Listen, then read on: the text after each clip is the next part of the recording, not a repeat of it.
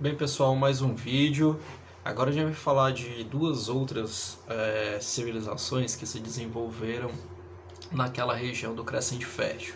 Primeiramente, eu vou falar de uma civilização que desenvolveu uma característica ao longo aí da história que não estava ligado exatamente à agricultura.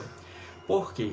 Devido à região extremamente montanhosa, a prática da agricultura foi impossibilitada pelo terreno disponível naquela região. Por isso, essa civilização, que foram os fenícios, que hoje é o atual Líbano, né, passaram a ser conhecidos como grandes comerciantes marítimos. Então, a principal atividade econômica se organizou devido ao comércio marítimo. Inclusive, os fenícios eles foram responsáveis, vou mostrar aqui um mapa para vocês, em colonizar, em criar colônias. O que é colônia?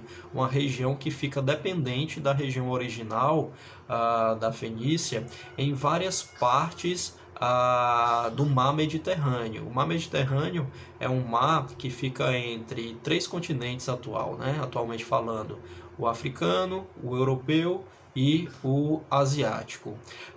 E os fenícios eles foram capazes de navegar o mar Mediterrâneo, como eles eram grandes comerciantes marítimos, ao mesmo tempo também eles eram grandes navegadores. Inclusive tinha uma madeira muito importante na região, que era o cedro, que foi fundamental para eles poderem construir esses navios que pudessem navegar longas distâncias, né? Então eles colonizaram boa parte dessas regiões e conseguiram manter trocas comerciais e culturais com os povos de outras regiões que não ficavam ali à beira da região do Crescente Fértil, né? Os fenícios também, como eu falei para vocês no vídeo anterior, se organizavam em cidades-estados, certo?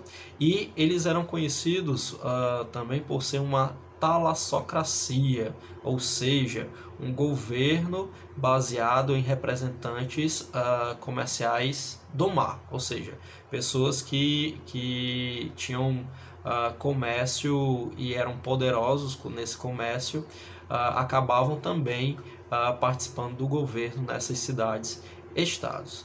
E para a gente finalizar, a Fenícia, como característica também, eu acho que fundamental, devido a essas trocas comerciais, os fenícios eles necessitaram de um sistema de escrita que fosse extremamente simples. Por isso eles desenvolvem um sistema de escrita que cada símbolo vai representar um determinado fonema.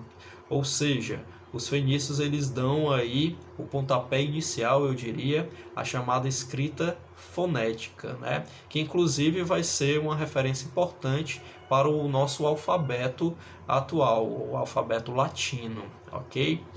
Bom, um outro povo também importante nesses povos do Oriente Médio, que vocês provavelmente já devem ter ouvido falar também, eram os persas. Principalmente vocês assistiram aquele filme 300 de Esparta. Os persas, eles geograficamente falando, ficaria onde hoje é o atual Irã. E os persas eles ficaram muito conhecidos pelo fato de eles terem desenvolvido um império gigantesco a partir do rei Dário I, né?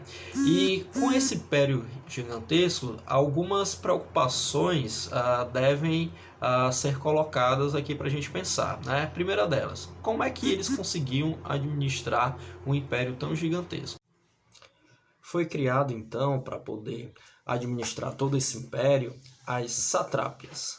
As satrápias eram como se fossem províncias. Na realidade, eram províncias governadas pelos sátrapas. Para a gente entender melhor, basta a gente fazer uma comparação. O Brasil, por exemplo, ele é dividido em estados. E quem governa cada estado é o governador. Assim funcionava as satrápias governadas pelos sátrapas, que tinham a função administrativa e, sobretudo, a função de cobrar impostos, né?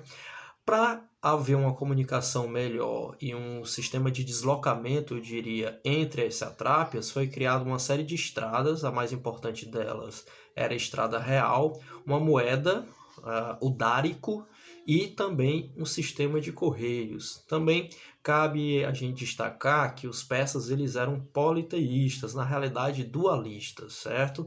Porque acreditavam em duas divindades, uma ligada ao bem, Ahura Mazda, e outra ligada ao mal, Ahriman.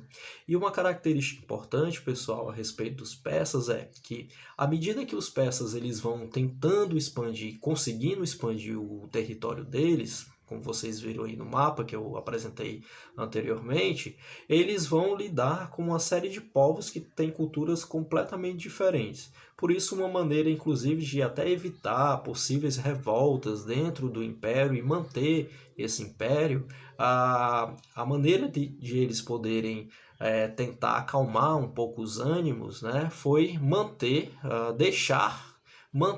as tradições culturais desses povos conquistados.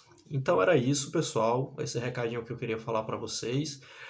No próximo vídeo eu vou falar um pouco sobre o povo hebreu, especificamente que a gente tem algumas informações a mais sobre eles. Obrigado, até a próxima.